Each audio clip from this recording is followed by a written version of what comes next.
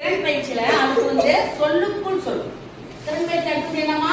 சொல்லுக்குள் சொல் என்பதுன்னா ஒரு சொல் இருக்குன்னு வச்சுக்கீங்க, அந்த சொல்லில் இருக்கக்கூடிய எழுத்துக்களை வச்சு நிறைய புதிய சொற்களை உருவாக்கணும். சொற்கள் என்னவா இருக்கும்? பொருளுடையதா இருக்கும். அதை நீங்க மறக்க கூடாது. இப்ப இந்த படிக்கட்டுங்கிற சொல்ல வச்சு என்ன நாங்க சொல்லுறோம்? படி. அடுத்து என்னது? கட்டு. அடுத்து கபடி. அடுத்து கடி. அடுத்து பட்டு. அப்புறம் படு. இது போல நிறைய சொற்களை நீங்க வந்து என்ன சொல்லலாம் உருவாக்கி இருக்காங்க. இப்ப 6 சொற்களை உருவாக்கி இருக்கோம்.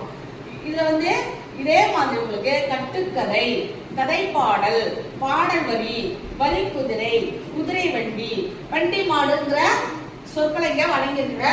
இதுல இருந்து என்னென்ன சொற்களை ஒவ்வொரு வார்த்தையில இருந்தும் என்னென்ன சொற்கள் உருவாக்கலாம் அப்படிங்கறது நீங்க நல்லா யோசிச்சு எழுதிட்டு வரணும். புரியுதா?